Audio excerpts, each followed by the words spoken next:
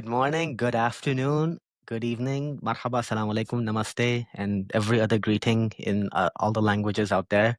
My name is Yasser Masood. And good morning, good evening, Assalamu alaikum, namaste, shabakher. This is Gazanfarulla Khan, the other Khan on the Geeky Nomads. So today's episode, we decided to go above and beyond. If you are, well, literally we are, because we've not seen anyone try this, and this is the first time I think we've tried to boldly go into new uncharted territory.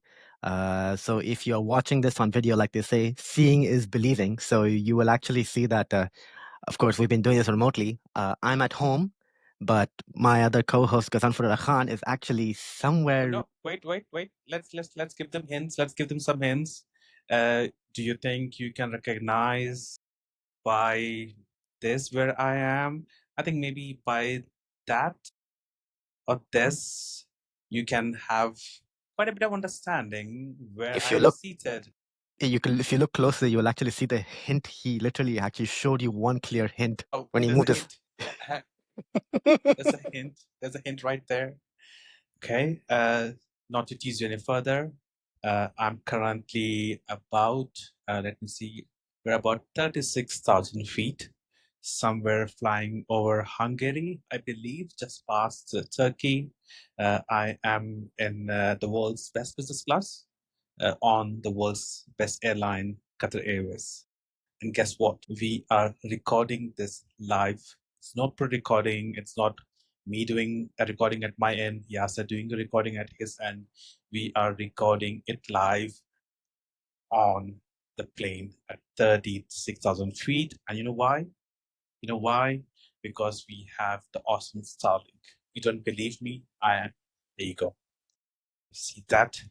You are on the screen. There is Geeky Nomads there. Right there. If you're watching the video version, you'll There's see it. my lunch, kind of. Sorry, I have to show. Of course, like they say, seeing is believing, because the audio will not be edited out separately and all. It's literally the same. So if you watch it on the video version, you will actually believe it. And of course, we wouldn't be doing if we've been doing this episode using Riverside, which has been a fantastic platform that so we signed up for last year, and that's how we've been doing our episodes. So it's been giving us fantastic quality right now. As we're recording and doing this, it's literally like I can't even see, I can barely see any lag in our conversations. Speaking in real time. Very much. And I was just doing a speed test before we started this. And the upload speed, the download speed was about 235, 240 Mbps. And the upload speed was 112 Mbps. Can you imagine? That is way more than what you would need to do any regular browsing. Like I've been streaming Netflix while I was bored and while I was looking up stuff. I worked on a couple of presentations while we could wait for Yasser to get up and me to have my breakfast and go into my flight. So I'm pretty surprised that even though, so just so you know, it's not that I'm not paying for the Wi-Fi. It is purely free on this flight for every single passenger on this flight. So no one's paying for it, which means there could be more than 10, 15, 20, I don't know, there's about 300 plus people on this plane. Everyone could be using Starlink at the same time, and there's no lag. Like I've been posting stories. So if you go Aspire Khan on Instagram, you can go watch my stories, and I've been posting uninterruptedly, and they get loaded like in few seconds. I'm like, yeah, we're up in the air, but still, in few seconds they get uploaded. So this is pretty remarkable in terms of technology in the sky and how and the user experience or customer experience is changing for people traveling now. Exactly. I mean, look, it's and I think that's what makes this episode actually, well, special, because we're talking, especially with the focus on Middle East, is technology in the airline aviation sector, and maybe how it's sort of leading the way and setting a new benchmark. Indeed, and the focus, especially as all our episodes, we focus on Middle East itself, and we have seen pretty much focus across various different industries in technology, and aviation is one of them. And it is not just restricted to a specific country. We are seeing this across the Middle East. We're seeing in Qatar with Qatar Airways. We're seeing in the UAE with the Emirates and Etihad. You're seeing this in Saudi now with the Saudi Airlines and the new upcoming airline Riyadh Air, which is going to be purely digital based airline, as they have said so. So the investments are happening in the aviation sector as well. So if you're looking for you have a product that you feel like that can reach to customers, I think Middle East is a region for you to be right now. Not just that, they've been very bold. I mean, look, just for full disclosure, people. So I used to work for Qatar Airways, 11 years on the social media team. So I was like employee number 3 when they formed the whole divid unit after a couple of months before I joined, and I've seen it grow, like chart its path in a different vertical that it's become an industry benchmark in its own way, and even navigating a lot of challenges, geopolitical being one of them, and especially a pandemic that turned the whole world upside down. But when going back, at least being the key players, when it comes to tech and everything, digitization has been a very, very big part of it, so that at least it makes the experience smoother, efficient, quick, prompt, and seamless, so that you reduce pain points for travelers. Very much, and it's just not restricted to the when people say like, oh, airlines are investing in technology in the specific sector. It is also coming to the airports.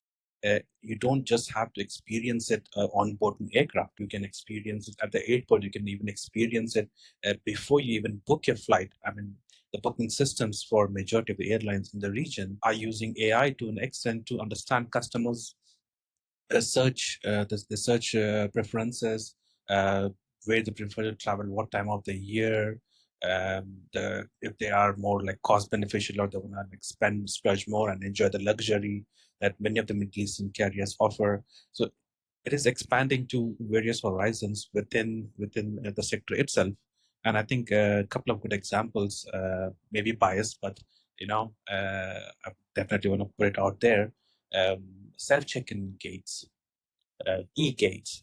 These 10 years ago, these were a thing of like, oh, modernization is happening, but this is a norm now.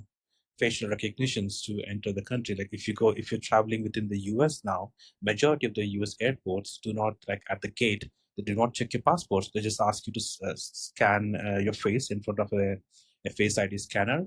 It verifies who you are against your passport, against your boarding pass, and then you just board the flight. These new technologies are also coming to the airports in the Middle East, with especially now at the HIA, the International Airport. It's also the world's best airport for the last year, and inshallah for the coming years as well. They recently launched two new concourses, Concourse D and E, which have self boarding gates. No, I Even mean, that, no, go ahead. no, that's true. I know, 'cause I remember they were still working on it before I left and all. But when you're talking about with check-in side, I've it's not just also HIA. I've even seen things in Abu Dhabi where when you go to passport control, why take out your passport? Just walk through. That's it, done. And even Changi Airport I've seen has been working on this as well, for people to come and for both visitors and residents to easily enter and leave. So it's like passport, it's authentic and everything. Just keep it in your bag. You come in, checks, done within minutes. So it's like, as much as it makes it seamless, also making it like, it's reducing a pain point. So no waiting. It's like instantaneously within seconds, less than a minute max, I would say. It's like scans, checks you against your records and everything. No criminal convictions, no visa fraud and anything. Done. Enter. Welcome to Singapore. Yeah, exactly. And what this is also the when we talk about like innovation, we said expanding airlines to airports, but it is also expanding to the governments. Many governments are now switching to digital passports or even having Yeah. biometric passports. For example, India, the world's biggest population, is now started issuing biometric passports because it has become needful in the current day and age of how you keep the information handy, how you share the information, and it is secure. Not that just it's technologically, innovatively amazing, but it is super, super secure. So why not? I mean, it's it's not just only secure, but also, as much as people would think, yeah, it's data, privacy, and everything. Look, there's a bit of a trade-off. I mean, do you want to travel smoothly so that you don't have to worry about the hassle about it? And, it just makes it easy. Oh, FYI, Khan, I think I'm getting a heads up saying that your battery is less than 20%. On my phone, on my laptop. I don't know. It just said Could be my laptop. I can definitely sort that. Not an issue. While we continue, there you go. We're expecting some turbulence. Ting is what you hear in the plane. So this let me is your just public service buckle and up. safety announcement.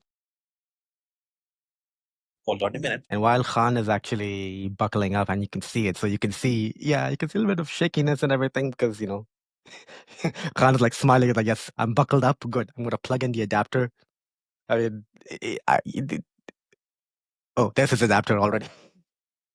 I mean, for our listeners and viewers, I mean, did you ever imagine that, you know, yes, you've seen people do podcasts in studio and all. And, you know, here we are. Thanks to him, we've actually, you know, decided let's go above and beyond. And that's basically how we've come to this moment. So we thought, you know, let's try something new.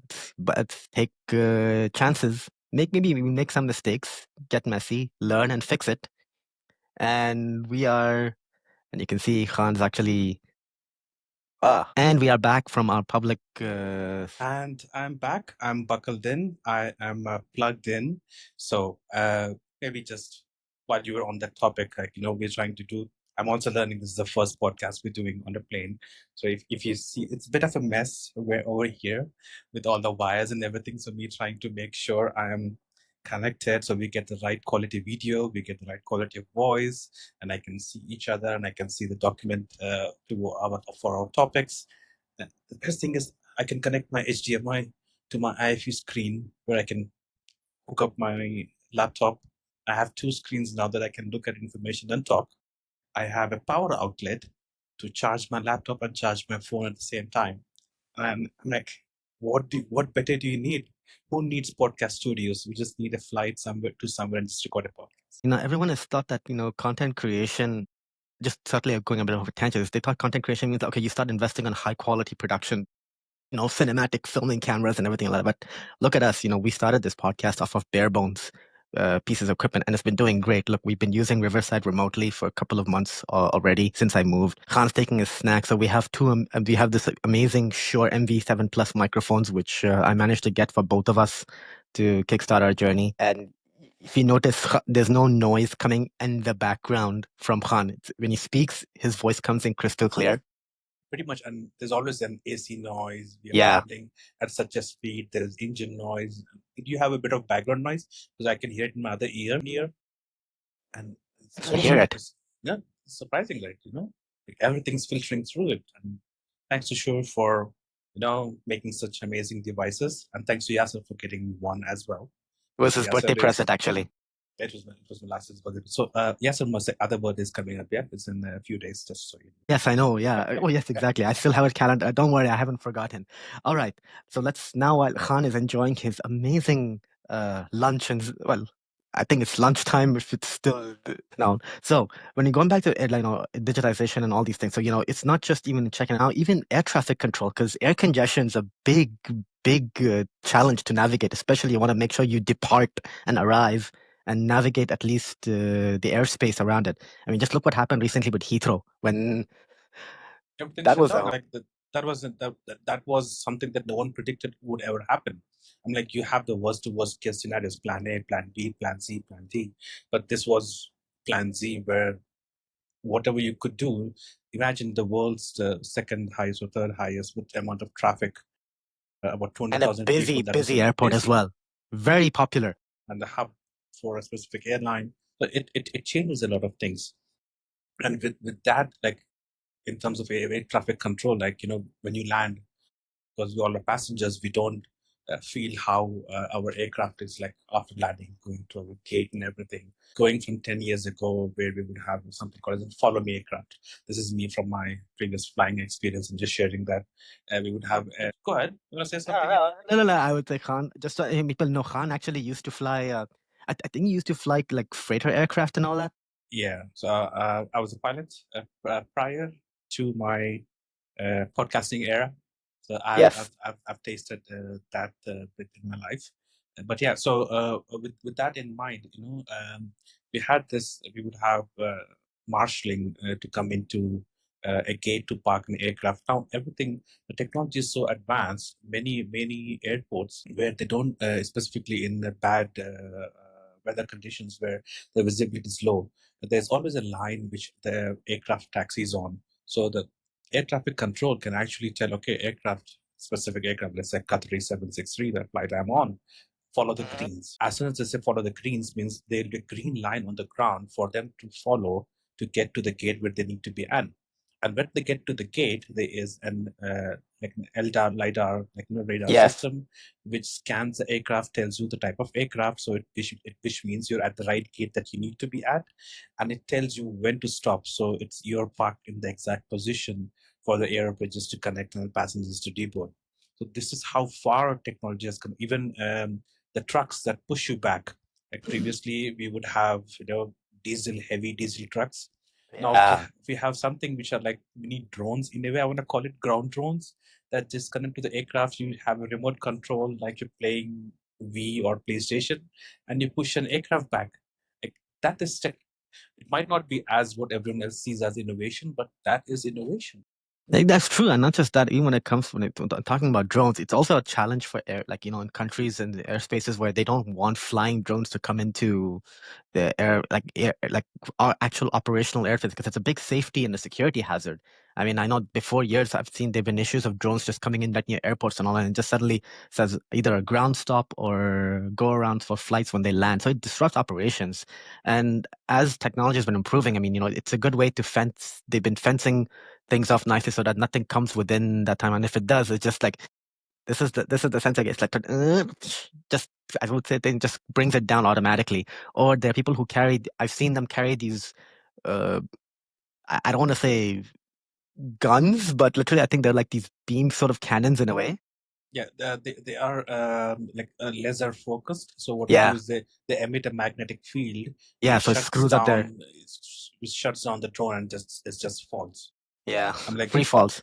initially they actually had these guns that shoots out a net, and then Yeah, it catches a drone that would come down. But now again, that's an advancement itself. So for everything you do, for there is always something bad that might happen, and you need to find a solution for that as well. and I think now with all the tech and everything, let's move towards the topic which everyone I think they're starting to pay more attention to, which is the S word, sustainability. Uh, Everyone's talking about it. Everyone's wanting to do it, starting from SAF, which is sustainable aviation fuel, to how an airport can be sustainable, to how an airline can be sustainable in terms of using water, managing waste, in electricity. Like, people don't realize it when they say a specific building is GSAS certified or is sustainable in terms of cooling system, is how a building is constructed with the amount of material used, the glasses, the amount of sunlight that is coming in. Based on that, you need more cooling to cool a place. For example, places in the Middle East where we have warm weather, and the buildings are built in such a way with such insulations, materials where you don't need so much cooling power. That automatically you're using less power, you're being more sustainable, and you're using best resources of the renewable energy available at your source. I mean, yeah, yeah. I mean, in the summer, it gets so hot and humid that, and especially in the Middle East, is like cooling is always going to be a thing. And even for people who want to know a little quick fact, high temperatures, humidity also do affect takeoff as well. Because, if it's hot air, it's like hot air is lighter. So literally, you want to make sure it's still sufficient enough with wind direction that, okay, you get the lift you need. Otherwise, it's like you can wait. Because, I mean, you have to fight through intense temperatures until you get to a certain height where it gets a little bit cooler. So it's like, just glide across. Oh, did I just hear a beep? The thing was we have passed the buffer zone where we had turbulence. Now we out in the open, so we can unbuckle. But I will stay buckled in as always. Safety always comes first. Safety always comes first. You need to make sure about that. And go ahead. No, no, just on that topic, because the temperatures, like, that's why when you see aircraft flying at a certain height, flying like, some you see 36,000, 38,000, going as high as 41 to 42,000. They do that mainly because the air is colder as you go up, which means you're burning less fuel, you're saving on fuel, you're being more considerate. This is what happens, and even not just airports or anything, like even the aircraft manufacturers, engines have become more sustainable. They are more like they consume less fuel, 20 to 25% compared to the engines that were produced 10, 20 years ago. So, when people usually look at the topic we're talking about innovation and technology in the aviation sector, it goes way beyond everything that we have divulged in, from airline, airport to air traffic control to construction of aircraft engines. It literally just evolves everywhere, even aircraft bodies now. Like, the Boeing aircrafts being more made from a different material than what they were used to before. Yeah, I mean, and also I would, when it comes to even of fuel burning, I mean, even optimizing the flight path and travel distance plays a role. Because I mean, like this, simple math and geometry shows the shortest distance from a point to another point, like point to straight, like a line is a straight line, not like curved and everything, because it's direct and straightforward. But of course, our world is fully circular going around the globe, It's a so it's a globe. matter. It's a globe. Yeah. I'm sorry, flat earthers. This is not for you, but the Earth is globe. It's around. Yeah, I mean, it is. Well, it is something. I mean, like even. I mean, you're flying over how many countries? You're flying mostly over Europe, and I believe you're heading to Canada. I'm going to Montreal. Montreal. I'm gonna first thing I do is go have the very popular Montreal bagel. That's gonna be my lunch. I have a few hours in the city before I Mhm. transit to Vancouver, so hopefully I'll catch up with some friends. That's where also we have our lovely IQ and IIT offices. So I'm hoping to catch up with some friends. They have a summit going on this week. So a lot of friends from other airlines are also in town. I think that this is what aviation does, bringing people together. I mean, as much as you do things virtually, just meeting people in person is a whole different thing. I mean, COVID is a reminder of that. No, and just so you know, Yasser, there'll be a surprise for you. Surprise for you in after I land, maybe within 5 hours. So let's say about like in next 10 hours, you'll get a surprise photo or maybe a video call. Let's see. Okay. Well, I This guess is the listeners something in. not what you're expecting. I'll Okay, be I guess. working this behind your back. Okay, well, this is a new thing for me, so I guess I would say I didn't expect this, but I guess the listeners and viewers now know. And I think when I do it, I think I'll post about it on stories. So if anyone's listening, make sure you actually follow our accounts on Instagram and LinkedIn. Of course, the links are going to also be in the podcast episode and plus even in the description as well. Now, when talking about, let's go back a little bit before we move into the next section, which is, when it comes to sustainability and all, we've distance, fuel, engine efficiency, even trying to recreate as much as possible of a ground air pressure up in the air, because I mean people have seen different planes are like, okay, carbon fiber composite versus a metal fuselage, because metal's colder so it dries because it absorbs moisture. Okay, like carbon fiber, like, yes, it keeps the humidity and all.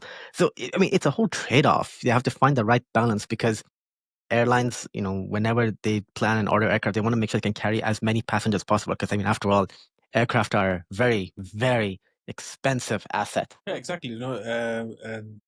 These kind of things, especially in this sector, don't come at a cheaper or a bargain price tag.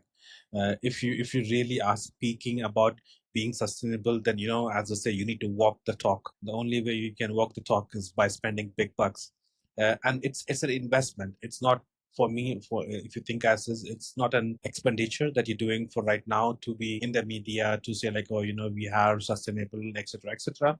It's a future investment for your next 5, 10, 15 years, and for the maybe the future generation of people who are going to come in the aviation industry. It would be easier for them to also see the growth it has. The investments that were made then have benefited now in those years, in those 10 years. So it doesn't come cheap for sure. Maybe seen like if you take a wide body, it's not going to be somewhere cheaper than say $50 million plus plus Unless plus. you buy a large order. Unless you buy large order, those prices are usually off the books. We don't get to see them. But if you go look at the book prices, I'm like, take a 350s or 787s, there's nothing below $350 million.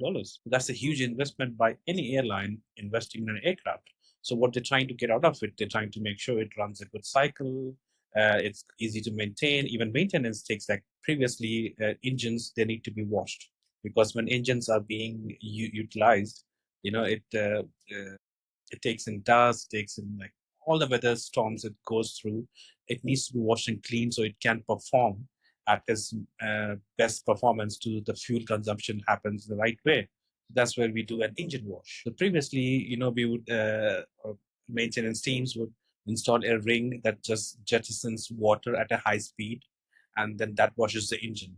But now we have went from that. Even aircrafts, I'm not sure if people know, aircrafts are washed once in a while, so they are clean, so they do not have like stuff from birds or insects and stuff like that, that reduces the fluency of air on the body of the aircraft, because the smoother the surface, the quicker it can travel through the air.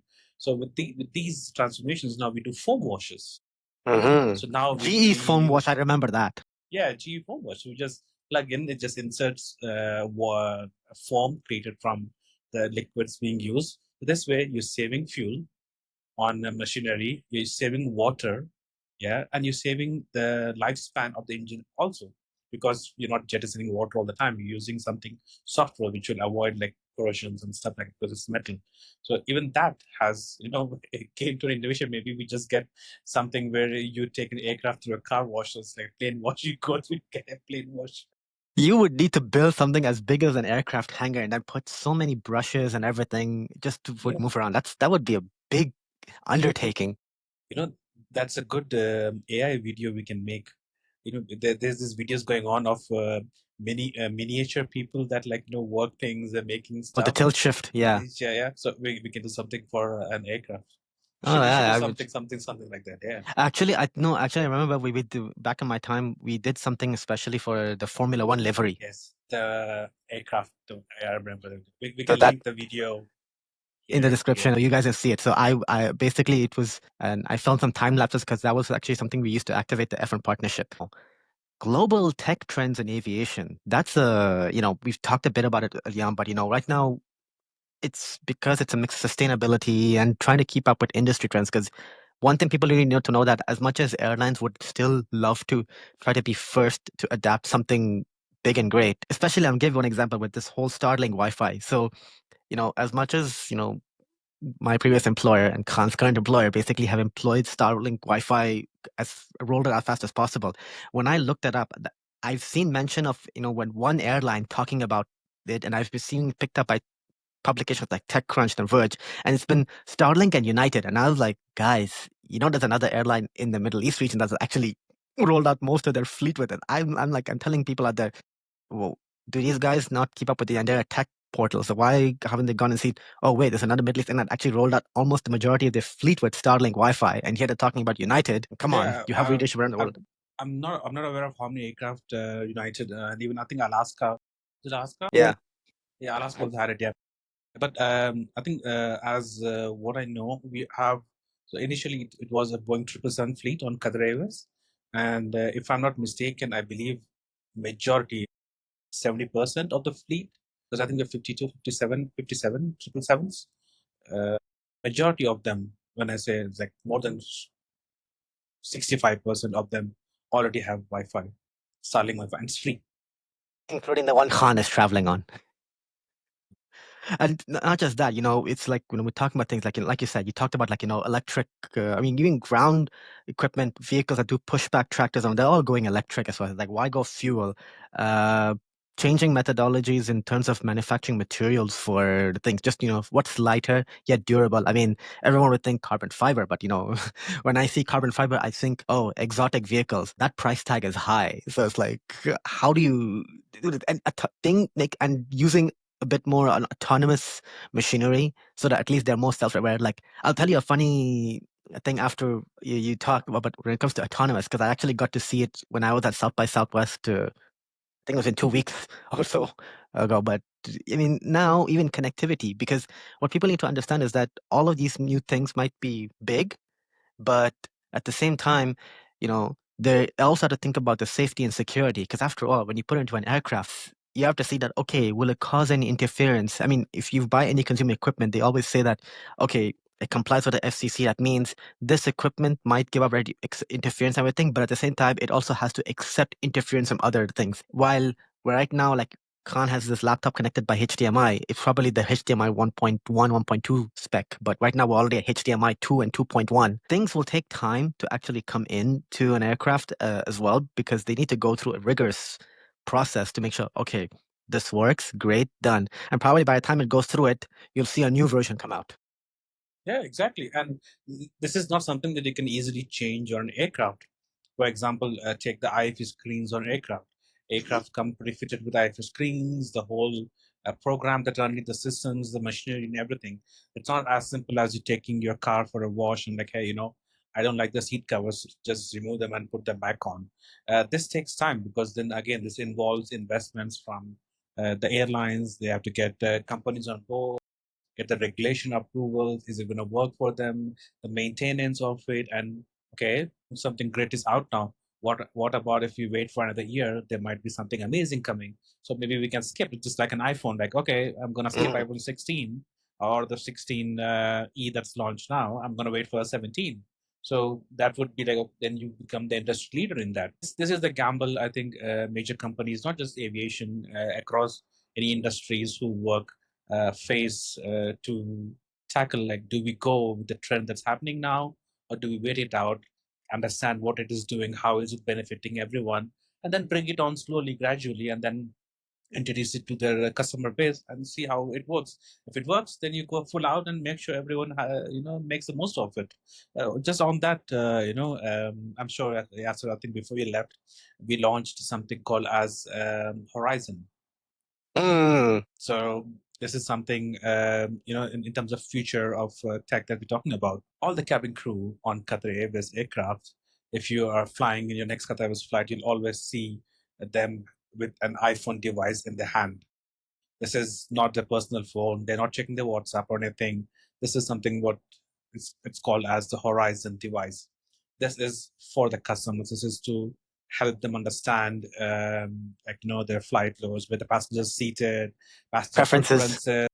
Like, does the passenger in business class, let's say me, like I like sparkling water. I like strawberry jam. I like a specific condiment to go with my meal, salt, pepper, and stuff. So these all are stored on there, and it is like stored in a platform where everyone having the device who's seeing the passenger lift can know. Okay, when crew takes shift turns, the other crew doesn't have to go and ask someone or refer. They already know what is this customer's requirement, and this is changing how customers feel appreciated, because suddenly you told one person, now suddenly everyone knows what your preferences are. So the way you will be treated or the way you receive service is just going to be 10 notch better than anyone else. Yeah, I mean, that's the thing. It's hyper personalization, so that things are fully connected from every single touch point. So it's like it's sort of like being as predictive as when you try to search on Google, so since it tries to autocomplete. Yeah, Like how wide does exactly. its autocomplete interview is like you start typing is like this is, and I was like, okay, but at least as people travel more and more, that every data point really truly feeds into this loop, so that it's like, okay, you've been having more chicken, more meat, so literally more veg on this sector. Oh, you've been going a lot more to Asia, and I've been seeing you've been eating more on this meal. So it's that's how it is.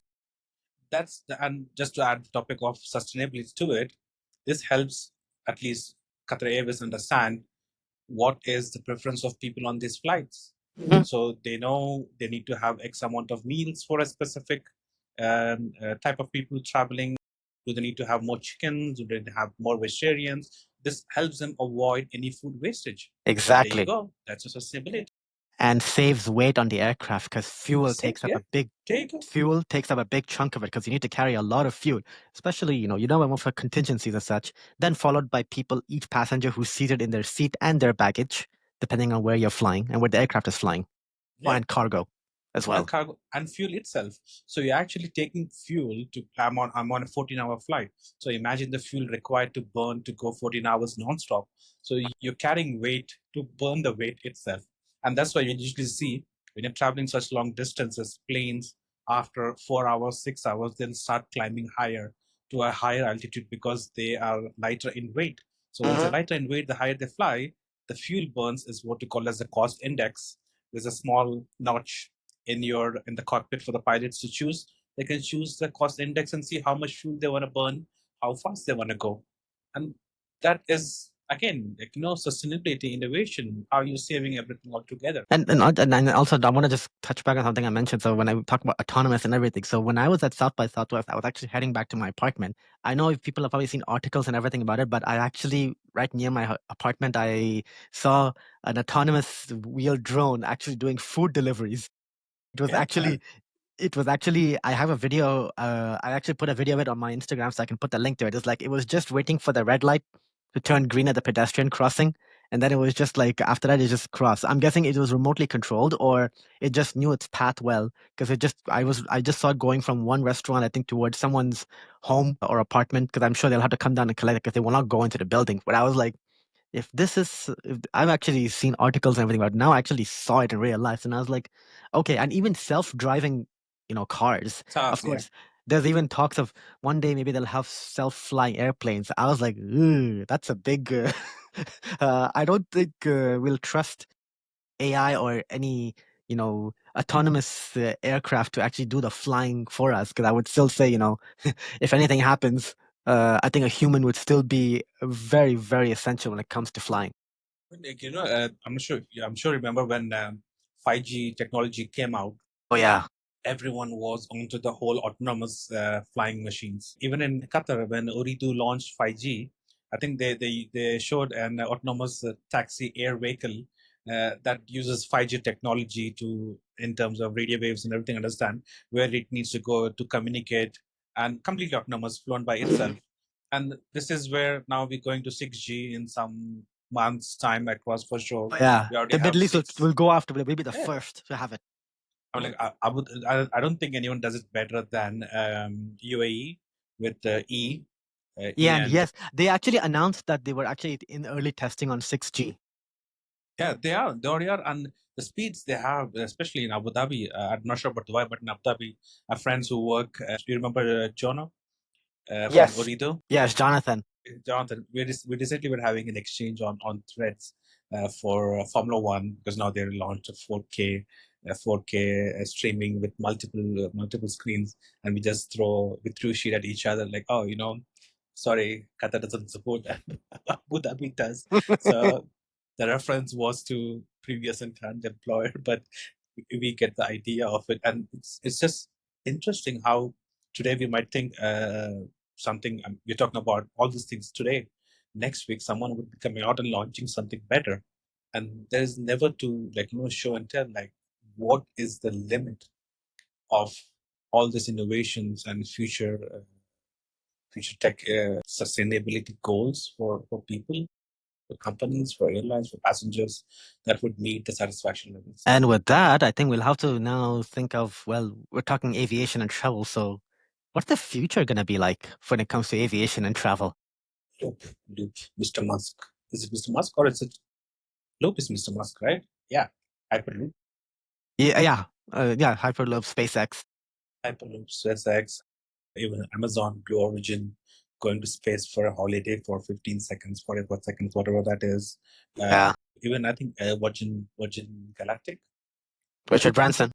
Richard Branson, they also have something similar. Who expected? Remember the back in the days, the NASA shuttle program, the STS 143, 144 was, they used the Discovery shuttle, those shuttles. Like, that was our era of thinking. I just was going to use a French word, but I'll excuse myself. And like, damn, like, this is, like, this is the craziness of innovation. We went to the moon and everything. Now we are on Mars. We have live streaming from Mars. I don't think there is any stop to how far we can go. But I think hypersonic travel, for example, Oh yeah. bringing back Concorde. Concorde. If I'm not sure if you ever had a chance, I've been on one once. It is game changing. It is game changing. You still see them every time you land into Heathrow. There's a British Airways one parked right there. You pass by it every time going to the terminal. It just feels very nostalgic. But I think was a company called Boom. I think Boom, yeah, Boom. They recently had a test in the Mojave Desert. One of the aircrafts that actually passed the sound of speed. So they crossed that barrier. They still developed an aircraft, but I think United signed with them to, like, get some into the fleet if they do come out supersonic fleet. And I think there's also inventions into aircraft that will run on hydrogen. Well, that's a hydrogen fuel. As much as like yes, the byproduct is water, but hydrogen itself is like Right. very. We're currently struggling for SAP. Like everyone's talking about SAP, SAP, SAP. Not enough producers to produce. And what is being produced now? 4 or 5% of the total aviation fuel in SAP. And if everyone wants it, like you're not producing enough. That's why it's very expensive. And this is something that we should definitely episode 1.1 for Oh tech yeah, aviation. yeah, I think we will actually have to break down because it's become a. We'll keep it for that. I think that's what I think it is like. Hypersonic travel, space tourism. This is where the next few years of aviation is going to be, and passengers are like people, customers, anyone traveling. They are willing to spend. They want the experience, and if you give them the And experience, they'll sometimes keep coming. a shorter. Sometimes people think the journey is more important than destination. Yeah, yeah, I agree. They just want to like, I just want to enjoy the journey itself. Even though I know, oh, like for you, Canada is like, I mean, look, it's like flying. So it's like peace and quiet. You're like, even if you don't have Wi-Fi or anything, you're just like relaxing and you're seeing all of this. And I was like, oh, it's good. And it's like, oh, I already arrived. It's like, some people are like, okay, it's a 4 hour flight, fine. Some people are like, okay, I want to get to destination. Some people are like, I want to just enjoy the time up in the air. And it's I mean people have preferences and all, but if hypersonic travel does make a big comeback and all, it's like, so that means I can get to from here to here in probably half the time. Who knows? I mean, regulators still have to make sure it's viable and safe and all before they start further commercializing it, because safety and security is always the paramount thing for them. Yeah, and it will come. Eventually things will come. And then the Middle East will probably be the first to chase us. Like, okay, all right, we have airlines. This we're gonna go and take and pursue this fast. It's like no problem. Don't worry about the money. I mean, after all, they're government owned and all. So literally, it's like no problem. You want some funding, great, and then go out in the capital and market, and then start raising more funds to at least they can start investing more in pursuing it, and then see commercial viability. And when it comes to now, we switch over to from now where we see the future aviation going is like we also had to talk about what R&D, well, current investments are being done in the same field, especially when it comes from the Middle East, because I mean, the first thing that comes to mind is airports. All of them, infrastructure has grown so much more. I believe the biggest announcement was last year from Dubai. Oh yeah. Dubai Maktoum Airport is going to expand to be the world's biggest airport. And imagine the investment in the next few years to what it will become. They already invested in the existing airport. The same thing with HIA, also expanding now, having two main concourses. We've seen the expansion of the Jeddah Airport, the Riyadh Airport in the region, the Bahrain Airport went under the expansion a few years ago. Abu Dhabi, the airport is also amazing, very naturalistic to the Middle Eastern culture and design. So I think it's pushing forward, but then I think these things would hit a stop at some point. Like, okay, this is Yeah, it will. the max we can do. Like, how much better can we get?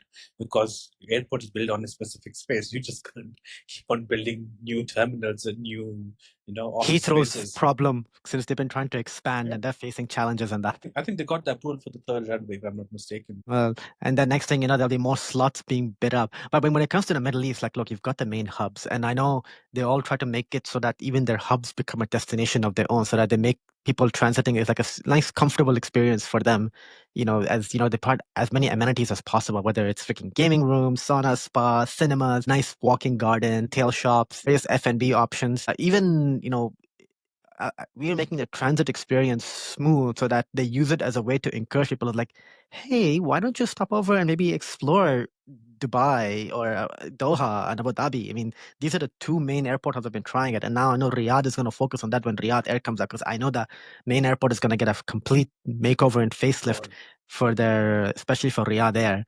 Jeddah, I know, has revamped itself nicely. So, I mean, it's good thing it's coastal and everything. So I mean, they're geographically very convenient. And I've picked up on this over the years. And many people I realized didn't pick up on the whole business aspects. But when I looked at it, and I was like, you are basically, the Middle East is, I think a quick fact people should know is that the Middle East is within a nice 6-hour catchment area. So at least Everything. 60% of the world's potential travel population is within reach of it.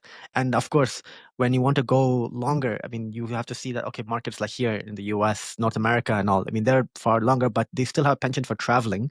But also at the same time, you're trying to entice them to come in. That why should you come to this part of the world as well? Because many of them want, like, oh, it's snowing here. I want to go somewhere tropical. It's like, aha, fly with one of the Middle East airlines, come and explore the nice place, escape from the snow, and then you go off to Maldives or South Yeah. Africa or Seychelles. That is these. That's the reason these places are called the hubs. Dubai, Doha, Jeddah, Riyadh, Bahrain. They're called the hubs because they transit people from east to west, west to east, north to south, south to north. If you want to say like Europe to Africa, people wanna go everywhere. This is where one reason I like Lufthansa to an extent. They have something called as an innovation hub. Yes, I've heard about this. They do innovation is not just for the airline, but also for the industry, the aviation industry itself. They share, and I think this is we have all the innovation hubs that we have in the Middle East. I believe we need one for aviation, either combined with all airlines that can work together, or either every airline. I think I'm not sure if I'm mistaken.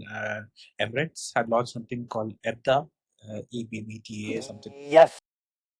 as a fostering innovation collaboration in the aviation technology. This is them making the securing the future for the people of the country, residents of the country, in terms of investment and innovation. I'm 100% sure this would be great to see for people across the globe on how, and you can see our lovely crew just walking by to make sure that I have finished my meal, and I did ask for something else to eat as well.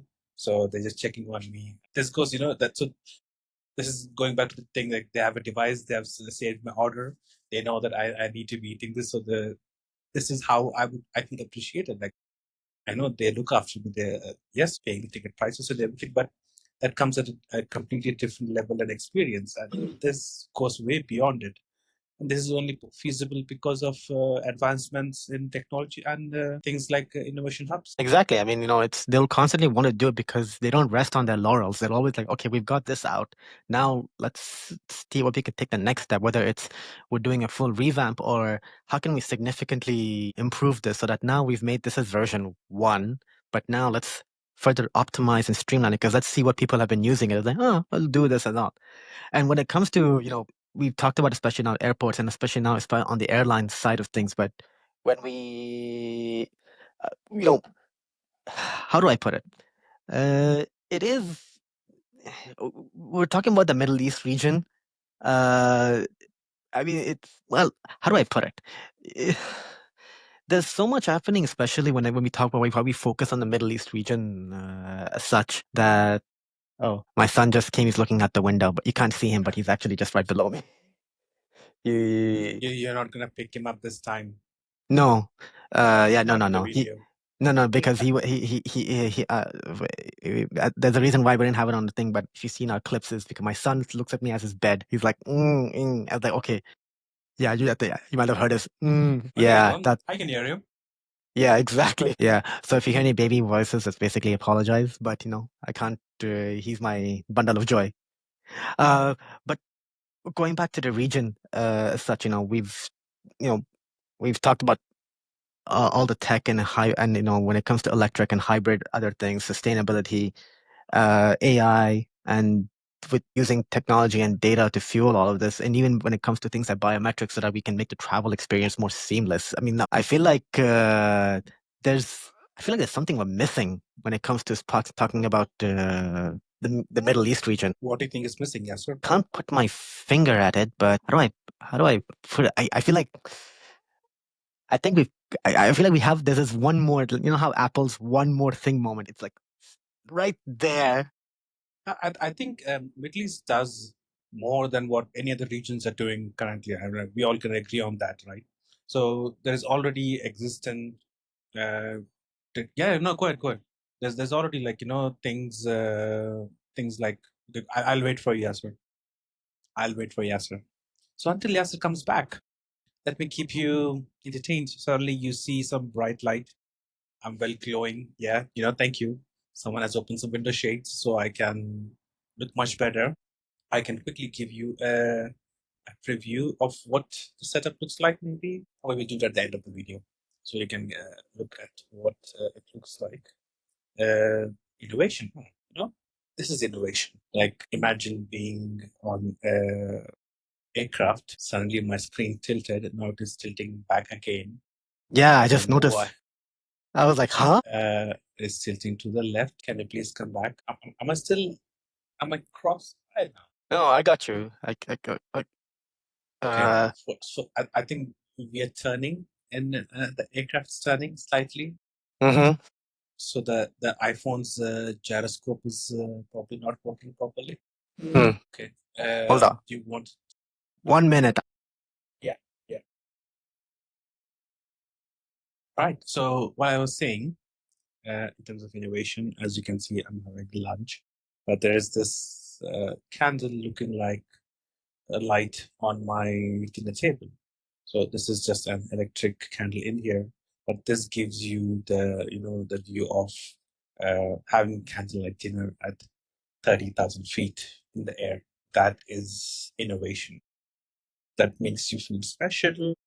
That makes you feel a bit different. Like, it changes the vibe around you while I enjoy my, what am I having? I'm having a salad. Can't remember what salad I'm having.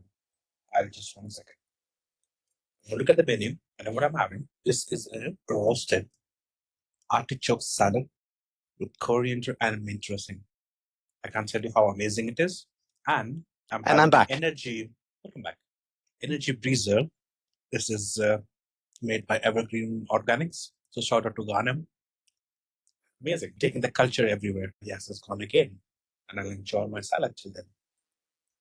So when you get the opportunity, you should leave us in the comments what has been your best travel experience so far. Yeah, I mean, I can see. Oh, I guess you guys are banking and turning. I don't know if anyone's people have noticed over this episode is sunlight started coming up right behind me, and I think someone had their window uh open throughout their thing. I was like, huh, it was dark and light, and well, we're actually, wow, I think we've Shining bright like a diamond.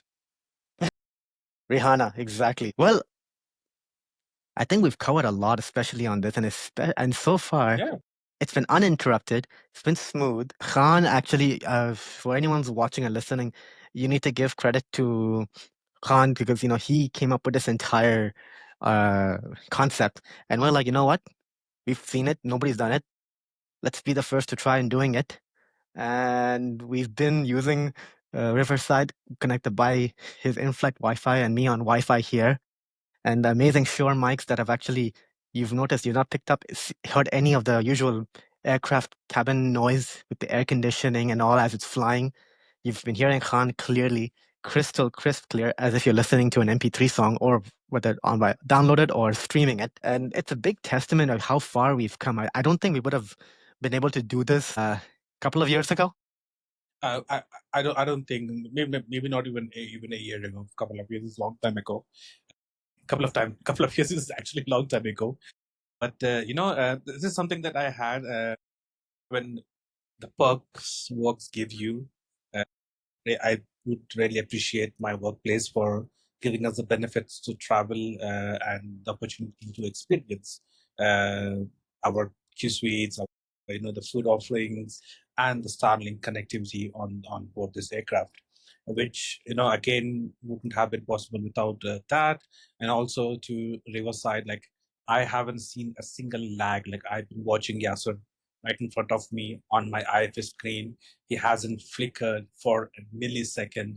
I haven't lost any audio. I can hear him clean and crisp, clearly in my ears.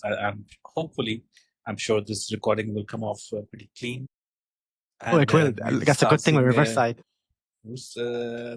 small clips across Instagram. Oh, yeah. I will end when I think we should probably, this works as a good episode. We can definitely look forward to. I think you should look forward to a second one, because I need to come back to wherever I'm going from, so I get another opportunity to do it. Well, I still can. I still have 6 more hours of this flight, so we might as well record another one in some time. But I know Yasser has something. But we will figure that out. And once Yasser does his wrap up, I want to do a wrap up of mine at the end that we can use for promotional purposes, let's say. Well, I would say to all the viewers and listeners who watch this, this is something, like I said, Khan's done this, and literally we were gung ho about saying, let's really take chances and really do it because we've not seen anyone trying it, as we said in the beginning of the episode. So far, like you said, it's been smooth and like smooth, seamless. I mean, only from my side, I've only seen only maybe very, just not very often, but a few times I think lag, but throughout the rest of his flight, you can now see if you're seeing this episode or in high res or even hearing it as well, is no disturbances, no noise, especially in an aircraft. You can't coming out clear, crystal clear, video being sharp and clear as well. And it's just a testament here. We've technology, like you can see, we've used technology to help us bridge the gap when we started this journey, and it's been great, and we're still keeping it going and strong. And that's actually my way of actually wrapping it up from my side. And just for viewers, thank you for listening in. Thank you for supporting the Geeky Nomads. This is Zadar Khan, Gazanfarulla Khan, signing you off from 36,000 feet, somewhere over, I can check, probably somewhere over Europe. We just passed Hungary some time ago. Connected via Riverside, coming to you on the video, voice coming through the Shure mics, and connectivity connected through Starlink on Qatar Airways flight on my way to Montreal. This is I would want to call it industry sports. I don't know anyone has done this. There has been something similar recently on board similar aircraft, but completely different. And we look forward to bringing you something similar in the coming week, months, and we'll keep you posted on the topics that we keep talking about. Technology in the Middle East. Technology, digital, social, another cross section of society and cultural trends that really have a significant impact or relevancy to the Middle East region. And just as Khan said, I'm the other Khan, but I keep that Khan especially from my father's side. So this is Yasser, and you've seen Khan as well. Thank you for listening, watching, and hopefully you've learned a bit more about vertical as such. And just a reminder for our viewers and listeners, we still want to hear from you when it comes to your LinkedIn habits and etiquettes that you've seen from people in the MENA region, especially if you live or work there, because I know some things are universal, but some things I've seen are very unique to the region, as I've seen. Khan actually just got a recent one, so we'll save that for the next episode. Well, Yes, not next, but okay. after we do. You could say this is sort of like part one ish or its own thing, but of course, Khan has to come back on his when he's come back to Doha, so we'll film another one up in the air as well. If we could do this once, look how it's come out. We can do it again. We will, inshallah. And with that, this is Khan, one Khan with the other Khan, signing off. Have a lovely day. I hope you enjoyed either watching or listening in, and we'll be with you soon. Take care. Bye bye. Ma salama, au revoir in French. And make sure to subscribe, like, and share this episode wherever you're listening and watching it. Make sure you do. Otherwise, I'm going to come follow you.